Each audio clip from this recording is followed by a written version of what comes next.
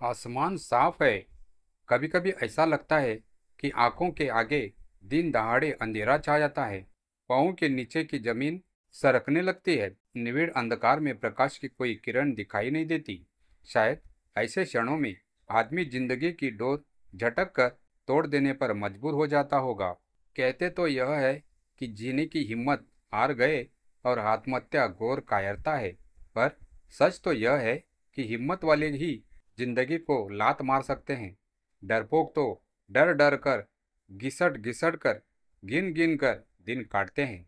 वो तो घर में पिस्तौल नहीं की ली और ढाई गोली मार ली। हथियार के नाम पर सब्जी काटने का चाकू भर है। इससे ढंग से आलू तो कटते नहीं, जिंदगी की डोर कटेगी। दुनिया में कौन सी औरत होगी जिसने कभी न कभी मरने की न ठान ली हो। विरली ही होती है जो सफल होती है। ज्यादातर ज्यादातर की तो हिम्मत ही नहीं पड़ती। बहाने बेशक यह हो कि बालक का बोला चेहरा आंखों के आगे आ गया, कुल खानदान की याद आ गई कि दाग लग जाएगा। कोशिश की और बच गए तो बड़ी किरकिर होगी। मौत का फैसला एक क्षण का होता है। जिंदगी बीत गई, पर यह क्षण था कि हाथ से आते आते फिसल गया। ऐसा पहली बार नहीं हुआ, कई बार हुआ है। दुनिया नहीं छूटती तो यह देश, यह शहर, यह घर सब छोड़ छाड़ कर कहीं चली जाए। रात का अंधेरा छटा, हल्का हल्का बोर का उजाला फैला। भगवान का लाख लाख शुक्र है कि अपने पैरों पर खड़ी है और अपना और अपने बच्चों का गुजारा अच्छी तरह कर सकती है। फिर क्यों बेवजह दिन रात का नरक भोगे। पहले मरने की सोची, फिर घर छोड़कर जाने की सोची और दरवाज़ा खोलकर बाहर निकल भी गई थी कि पाले अपने बच्चों को भी दहेज में नहीं लाई थी। इतनी बड़ी दुनिया में कहीं भी चली जाएगी, अकेले अपना कमाएगी, खाएगी और इन लोगों का न मुंह देखेगी न अपना दिखाएगी। दरवाजा खुला था, सामने सुनसान गली। गली पार कर सड़क तक पहुंची। इतनी रात को कोई सवारी भी न थी। सवाल ही सवाल, जवाब का पता नहीं।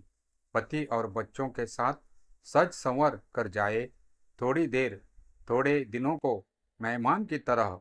तभी शादीशुदा लड़के की पीहर में इज्जत होती है। नहीं तो खोटी चवन्नी सी लौटा दी जाए या कोने में पड़ी रहे और दूसरी बहनें मोहर अशरफियाँ सी खनकती रहे।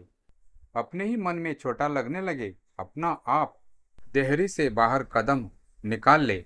औरत तो अपना घर भी ऐसा बेगाना सा हो जाए कि बिना बुलाए लगे कि पांव धरा ही नहीं जा सकता। अब बुलाएगा कौन। बच्चे बेखबर नींद में गर्क और सास का जाया मार पीट कर खरटी ले रहा है। देहरी तक आवाज आ रही है। अपने घर के दरवाजे पर अनमनी सी खड़ी रही वर्तिका। अभी तो सब छोड़ छाड़ कर निकल गई थी कि नहीं रहना यहाँ एक पल भी। जाती कहाँ। लौट आई अपने ही घर के दरवाजे पर, अजनबी सी खड़ी रही। रात की गहन कलिमा ज्यादा कि मन की निराशा ज्यादा। इसका फैसला कठिन था। पता नहीं कितना वक्त बीता होगा। ऐसे में वक्त कितनी मुश्किल से बीतता है। लगा किसी ने अपने घर से बाहर झांक कर देख लिया तो सोचेगा, वर्तिका जी आधी रात को घर के बाहर क्यों खड़ी है। क्या इमरजेंसी हो गई। गहरी सांस लेकर फिर द्वार ठेल अंदर आई मेरे कदमों से। इसके सिवा जाना कहाँ। जीना मरना सब वही। इस घर के अलावा कोई ठोर नहीं है। इसी को जानकर कूट पीट कर लेते हैं कि रो धो कर अपने आप चुप बैठेगी। 14 बरस हो गए शादी को। जिंदगी ऐसे ही रोते पीटते कटी है। अपने बेदम से शरीर को बिस्तर पर पटक कर परकटे पंछी सी फड़फड़ाती रही वर्तिका। क्या करें, कहाँ जाएं। पर अब यह सब और नहीं सहना। तलाक सोचा, पर फौरन कानों को हाथ लगा लिया। नहीं नहीं, और भी तो कोई समाधानजनक तरीका हो सकता है। अंधेरे में प्रकाश की किरण कौंधी। तबादला, हाँ यह ठीक है। तबादला कराकर किसी दूर शहर में चली जाएगी। पति तो अपना काम छोड़कर संग जाने से रहे। बस माँ बच प्रेम से जिएंगे। रास्ता मिला तो दिल को चैन सा आ गया। ठीक है, क्यों घूट घूट कर पीट पीट कर जिए। अभी लंच से आधा घंटा पहले का समय होगा जब वर्तिका अपनी डायरेक्टर के सामने खड़ी थी। Please do me A favour, कहो। शायद कहने से पहले आंखें डबडबा आई होंगी। हाथ का कागज छोड़कर श्रीमती अग्निहोत्री ने कुर्सी से टेक लगा ली और प्यार से बोली, क्या हुआ? मेरा ट्रांसफर करा दीजिए। कहाँ? कहीं भी। यह कहीं भी कुएं में छलांग लगाने जैसा है। यह भारत देश केवल दिल्ली में नहीं बसता, कश्मीर से लेकर कन्याकुमारी तक और अंडमान लक्षद्वीप कहाँ कहाँ तक फैला पड़ा है। वर्तिका को किस कोने में जा छुपना है क्या पता। तबादले का क्या है, 2 दिन में हो जाएगा। लेकिन करोगी क्या? बच्चे परेशान होंगे। भागी फिरोगी हर बात को। नया शहर, नई जगह, तरह तरह के लोग, तरह तरह की निगाहें। पति का साथ न होंगे तो फौरन पास पड़ोसी पूछेंगे, मुन्ने के डैडी नहीं दिखाई देते, इस संडे को भी नहीं आए। जुबान पर आएगा कि तुम्हें क्यों चिंता है मुन्ने के डैडी की, पर नहीं कह सकोगी। ऐसे जवाब देते अपना दिल खुद कच्चा होगा। आज जिससे बचकर शहर छोड़ने को उतावली हो रही हो, कल उनकी राह ताकेगी कि अभी तक नहीं आए। फिर सारी दिनचर्या उनके चारों ओर घूमती रहेगी। वे अनुपस्थित होकर भी निरंतर उपस्थिति बने रहेंगे और तुम उपस्थिति होकर भी अनुपस्थित रहोगी। बच्चों के लिए भी उपस्थित माँ से अनुपस्थित डैडी ज़्यादा महत्वपूर्ण हो चुके होंगे। जिस पहचान के लिए तड़प रही हो वह एक छलावा है। औरत तो वह बीज है जो मिट्टी में मिलता है, तभी एक छतनार वृक्ष बनता है। पहचान के लिए, शांति के लिए तबादला चाहती हूँ। वर्तिका के स्वर में अनुनय थी। बहुत झगड़ा होता है, मैं तंग आ गई हूँ।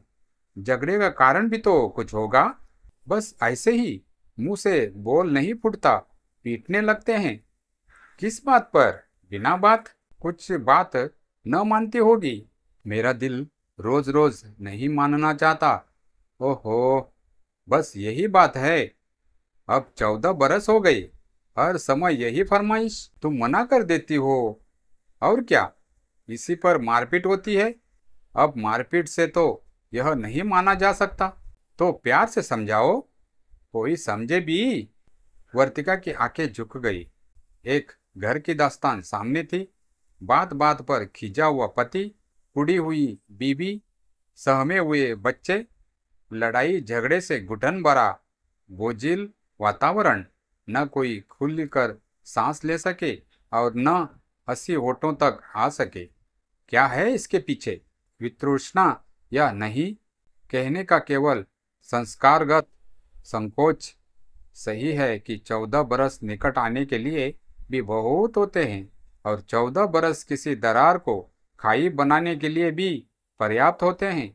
यह प्रेम की परिणति है कि देह बल की विजय, समर्पण है या अधिकार, यह न जाना जा सकता है, न कहा जा सकता है, न पूछा जा सकता है।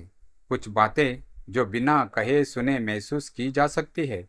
ऐसे ही एक मोड़ पर रुकी खड़ी वर्तिका श्रीमती अग्निहोत्री ने समझाया, हमेशा अपने बच्चों की माँ बनकर जीने के अलावा नारी को कभी कभी अपने पति की पत्नी मात्र भी बनना चाहिए। संभव हो तो प्रिया भी।